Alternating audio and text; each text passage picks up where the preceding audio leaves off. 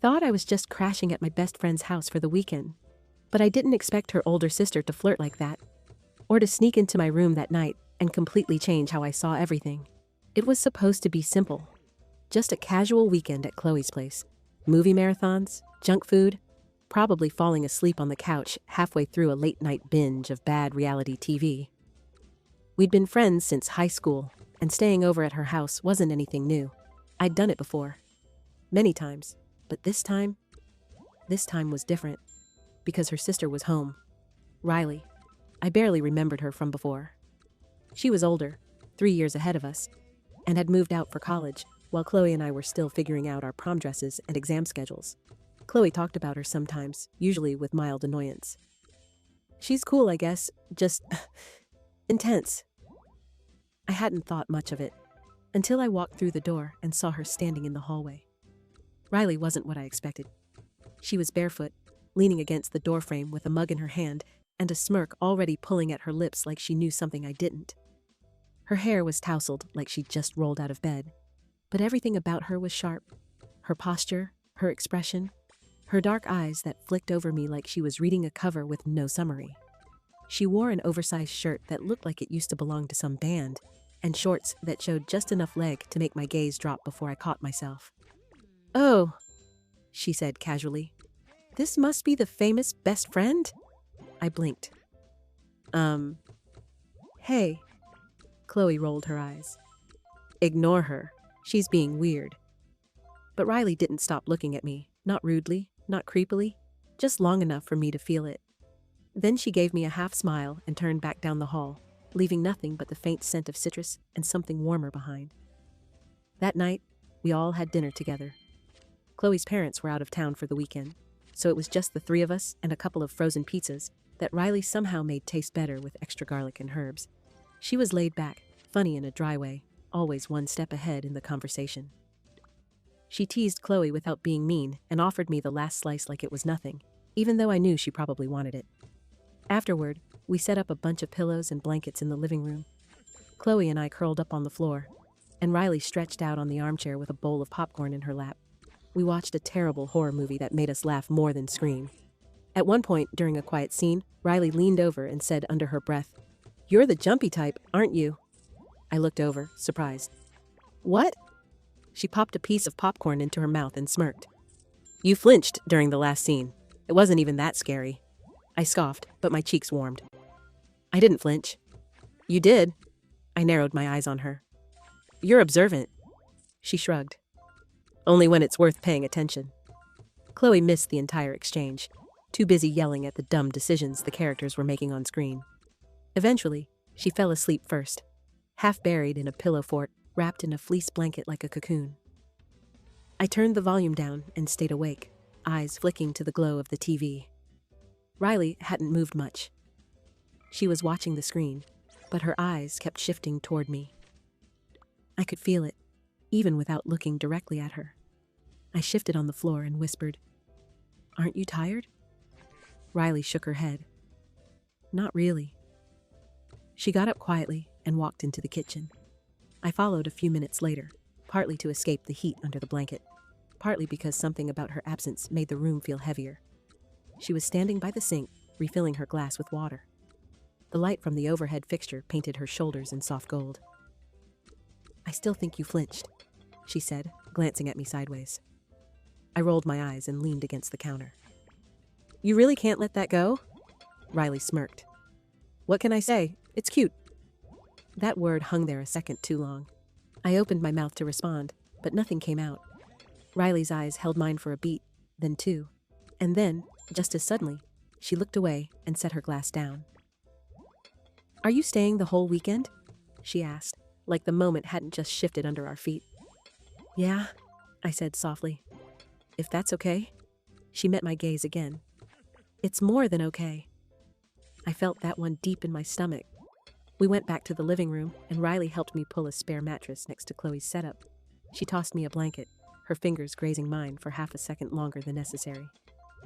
"Good night," she said, voice low. "Night," I replied.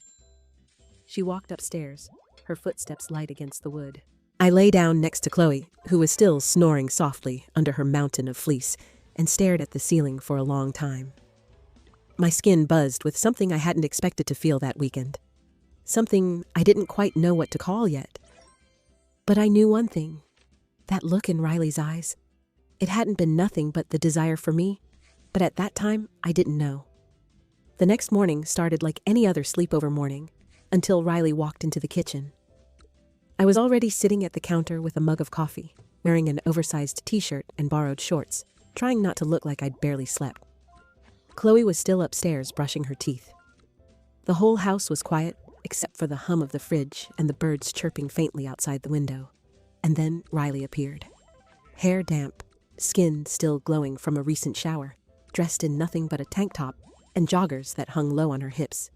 She rubbed a towel over her head, stopped when she saw me, and smiled like we were sharing a secret. "Morning," she said, reaching for a glass from the shelf above me.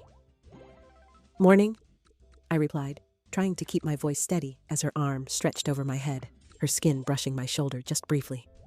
I didn't flinch, but I felt it.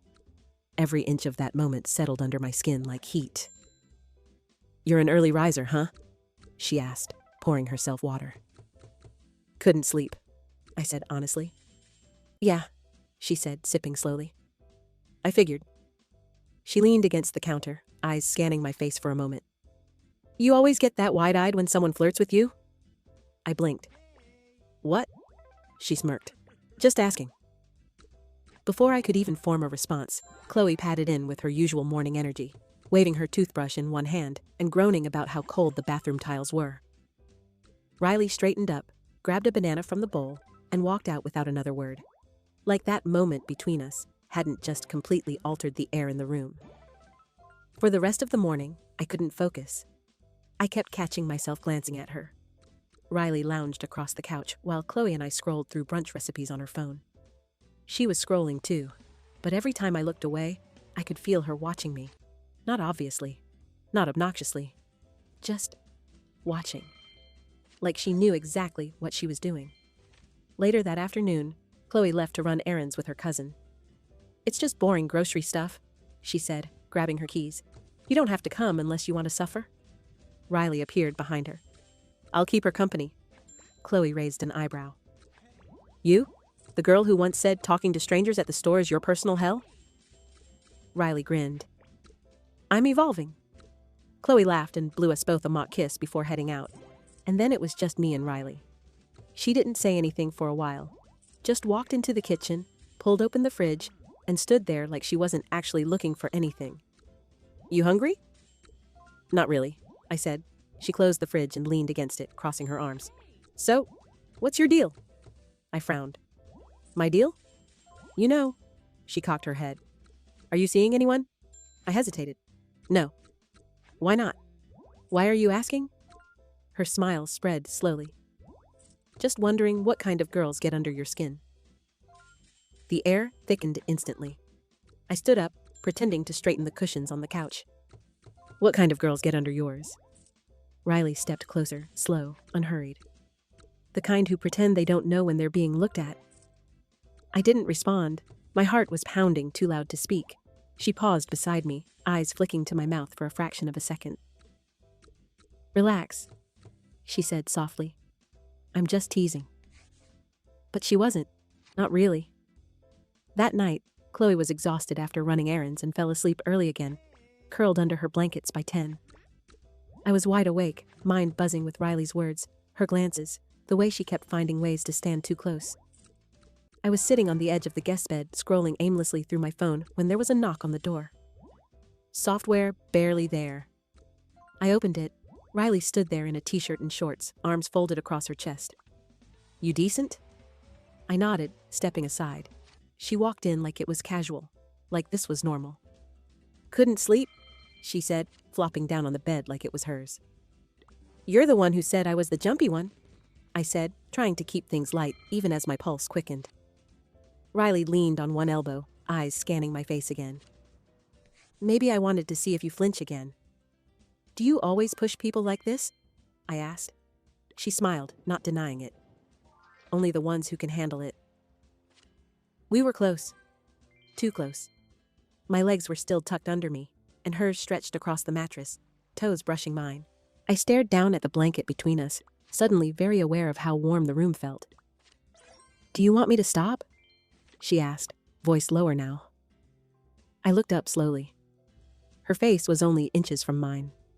Her eyes weren't teasing anymore. I swallowed. "I don't know." She nodded once, understanding, and didn't lean in. She didn't cross that final line. She just stayed right there, watching me quietly. "I'm not trying to confuse you," she said. "I just like being around you. And if I'm reading this wrong, tell me now." "You're not," I whispered. Her mouth curved, just barely. She sat up slowly, stretched, and glanced toward the door. "I should let you sleep." I didn't want her to go, but I also didn't want her to stay. Not yet. Not like this. She reached the doorway, then turned back. "You're different," she said. I tilted my head. "Different how?" "Just not what I expected," she said. "Good night, mystery girl." She disappeared down the hallway, and I stood frozen for a long time, heart hammering in my chest, wondering what I'd just let begin. And more terrifyingly, what I wanted to happen next. The next morning, I tried to act normal. Tried to pretend Riley hadn't sat on my bed last night, hadn't looked at me like she was waiting for permission to do something reckless. I told myself I was imagining it, that I was overanalyzing a moment because I was tired, or bored, or craving attention. But the second I walked into the kitchen and saw her, barefoot again, hair pulled into a lazy braid, leaning over the counter with a spoon in her mouth, I knew I hadn't imagined a thing. "Morning, Trouble," she said, voice casual but eyes warm. "Hi," I replied, keeping my tone light, neutral, unbothered, even though my heart was already doing its chaotic routine in my chest. She pushed a mug toward me. "Make your coffee how you like it. 2 sugars, splash of milk, right?" I paused. "How do you know that?" She smirked. "I pay attention." Chloe came in a few minutes later, yawning and half-draped in her robe. She barely registered the coffee before plopping onto the couch and turning on the TV, fully absorbed in the world of animated sitcoms and leftover breakfast muffins.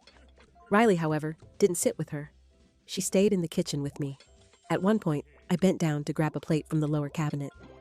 When I stood back up, Riley was behind me, close. Not touching, but close enough to feel the warmth of her body against mine. She didn't move. I turned my head slowly to look at her. She was watching me, her expression unreadable, her breath shallow. I opened my mouth to say something, anything, but she only smiled and reached past me to grab a glass, her arm brushing mine with deliberate slowness. "Relax," she whispered, lips close to my ear. "I'm just getting a drink." But it didn't feel like that. It felt like something was coiling between us, stretching tighter every time we pretended we didn't know what was happening. Later that day, Chloe got a call from her cousin again, something about a dress fitting or helping pick a gift, and she was out the door in 10 minutes. Riley and I were alone. Again. I sat on the floor in the hallway, scrolling through my phone, pretending I wasn't waiting for her to find me. When she did, I didn't even look up. I just said, "She's gone again." "I know," Riley replied, settling beside me. We sat in silence for a while. I could feel her watching me out of the corner of her eye, and eventually, I gave in. "You know this is kind of weird, right?" I said. She didn't flinch. "You mean the part where I can't stop looking at you? Or the part where you pretend you don't like it?" My mouth went dry. "Both." She leaned back on her hands. "It's only weird if we pretend it's not happening." I turned toward her slowly. "And what is happening, exactly?" She looked at me then, really looked at me. Her eyes were darker now, more serious. "I like you," she said, and not in some shallow, let's make this a game kind of way. "I like the way you think, the way you get quiet before you speak, the way your eyes do that thing when you're trying not to smile." I swallowed. "You don't even know me." Riley nodded. "Maybe not all of you, but I know enough, and I want to know more." The silence stretched between us, full of everything neither of us was brave enough to say. I stood abruptly. "I need water," I mumbled, retreating into the kitchen. But she followed me. I poured the water slowly, carefully, like the act of filling a glass could somehow ground me. She stepped behind me again. This time, she did touch me. Her fingers rested lightly on my hip. Not forcefully, just enough. "You don't have to pretend with me," she said softly. I turned to face her. We were inches apart. "You're Chloe's sister, and you're not mine." I should have walked away, but instead, I let her step closer. Her hand brushed mine. Her voice dropped to barely a whisper. "Tell me to stop, and I will," she said. "But I don't think you want me to." I didn't speak. I couldn't. My whole body felt like it was caught in this charged, slow current that pulsed around her fingertips. Riley leaned in, not enough to kiss me, but enough to make me feel the heat of her breath. "I think about kissing you every time you look away," she murmured. "I don't know what this is yet. I just know it's real." A sound from the front door snapped the moment in half. Chloe's voice filtered in, light, distracted, cheerful. We jumped apart like we'd done something wrong. I backed away. Riley grabbed a dish towel and turned to the sink, and when Chloe walked in moments later, nothing looked out of place. Except everything was, and there was much yet to come. I couldn't sleep. Not because the house was loud. Chloe had gone to bed early, curled up in her room across the hall, soft music bleeding faintly through her door. Not because I was uncomfortable. My blanket was warm, the mattress soft, the pillow familiar. But because Riley was in the room next to mine, and I couldn't stop thinking about the way she looked at me earlier. The way she had spoken like her words weren't just flirting, but promises waiting for permission. I lay still for as long as I could. Then I sat up, threw on the hoodie I'd left hanging off the chair, and walked barefoot down the hall to get water. That's when I saw her. Riley was already in the kitchen, sitting on the counter like it was her throne. One leg dangling lazily, the other tucked under her. She wore a black tank top and a pair of soft cotton sleep shorts. Her hair was loose, a little messy, and her phone sat beside her untouched. She looked up when she saw me, a slow, quiet smile curving on her lips. "Couldn't sleep either?" she asked, her voice just above a whisper. I shook my head, patting softly to the counter. "Too much noise. In here." I tapped my temple. She nodded slowly. "Same." I opened the fridge, grabbed a bottle of water, and leaned against the opposite counter. We didn't speak right away. The silence wasn't awkward anymore. It was thick, magnetic. Every second without words only stretched the string between us tighter. Riley tilted her head, watching me. "You keep looking at me like you're waiting for something to happen." I held her gaze. "Maybe I am." Her smile deepened. "Maybe I'm tired of waiting." She slid down from the counter slowly, gracefully. The room felt smaller with her on the floor, warmer. She crossed the tile quietly and stopped just a foot away from me. "I meant what I said," she murmured. "This isn't a game." I nodded. "I know." Her hand reached out, slowly, almost nervously, and brushed a strand of hair behind my ear. Her fingertips lingered at my jaw. "I've been trying to hold back," she said, "trying to be respectful. But then you walk into a room and look at me like that, and I forget what I'm supposed to do." My breath caught. "And what do you want to do?" She didn't answer, not with words. Instead, she leaned in and kissed me. It was soft at first, tentative, testing. Her lips brushed mine like a question, like she still wasn't sure if I'd pull away. I didn't. I kissed her back, slowly, fully, and everything inside me snapped into place like it had been waiting for this moment since the second I saw her in that hallway. Her hands slid up my sides, one resting at my waist, the other curling behind my neck. The kiss deepened. My fingers gripped the front of her tank top, pulling her closer until our bodies met. We pressed together like we'd been holding back too long. I could feel her heart pounding against mine and could taste the faint trace of cinnamon on her lips. She pulled back for just a second, her forehead pressed to mine. "We can stop," she whispered. "You just have to say it." "I don't want to stop," I said. She exhaled shakily, kissed me again, and took my hand.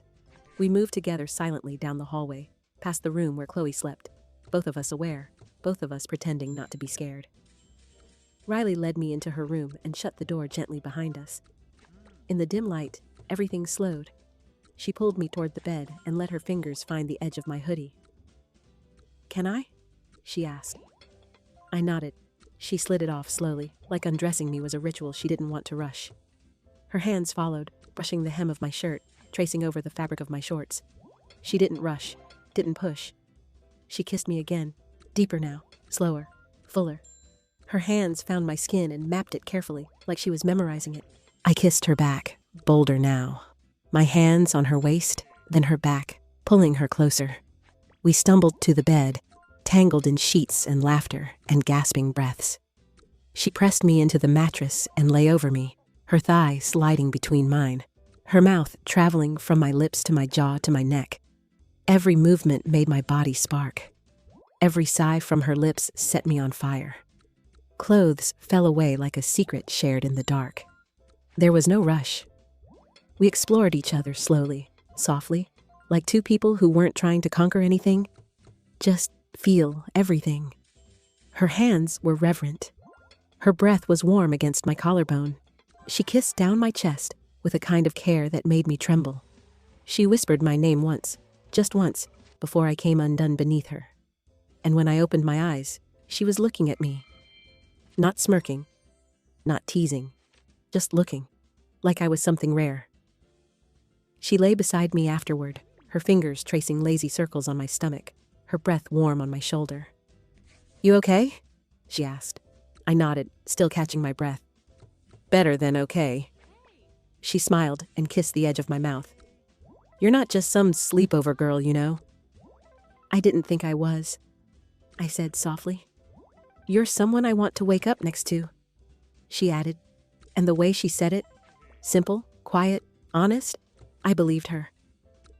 I woke up to sunlight and the sound of birds chirping through the open window. For a moment, I forgot where I was. The sheets beneath me felt softer than usual, the pillow unfamiliar, and the weight pressed gently against my hip wasn't a blanket. It was her. Riley. Her arm was draped loosely across me, her bare skin warm and smooth against mine. Her breath fanned softly against my shoulder. She was still asleep, lips slightly parted, face calm in the early light. And God, she looked different this way. Less sharp, less teasing. Just real. I didn't move.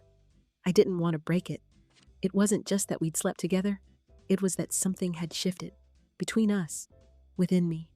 I couldn't unfeel it. I couldn't tuck it away like a one-night thing. Not after the way she looked at me. Not after the way she whispered my name like it was the only thing she wanted to say. Eventually, she stirred. Her eyes fluttered open, then narrowed slightly from the sun. She smiled the moment she saw me, all sleepy warmth and quiet mischief. "Hey," she whispered. "Hey," I said back, softer than I meant to. She stretched a little, then tucked herself closer, burying her face against my neck. "I was afraid you'd leave before I woke up."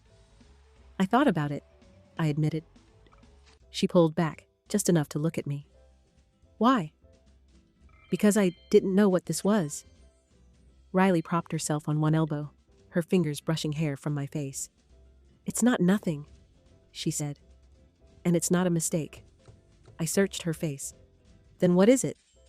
"I don't know yet," she said honestly, "but I want to find out, with you." My heart thudded in the best kind of way. We stayed in bed a while longer, touching, kissing gently, quietly laughing when the sheets tangled between us. It wasn't rushed now. There was no fire to outrun, only warmth to stay in.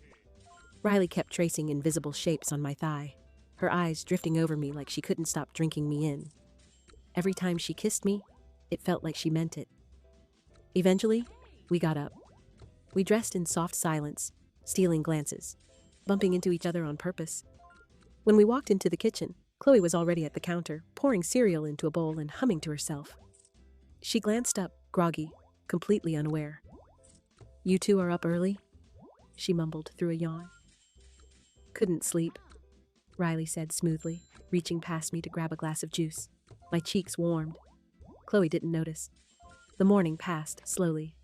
Breakfast, laughter, a shared look across the living room when Chloe wasn't paying attention. Every time Riley's fingers brushed mine, my skin remembered the night before.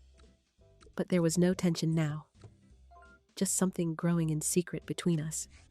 Something we weren't ready to say out loud yet, but didn't need to hide from each other. When it was time for me to leave, Chloe hugged me at the door, still in her slippers. "Same time next weekend?" she asked. "Yeah," I said, smiling. "I'd like that." Riley walked me out to the curb where my ride was waiting. She didn't say anything at first. Just stood beside me, arms folded, the wind tugging softly at her hair. "Are we good?" I asked. She looked at me, serious now. "I'm not going to ghost you, if that's what you're asking."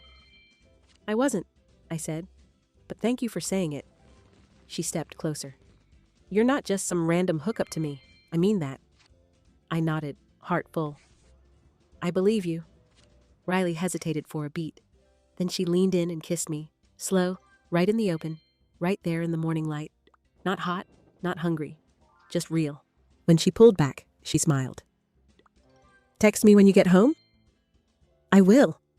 She stepped back as I opened the car door, but before I got in, I looked at her one last time. "What?"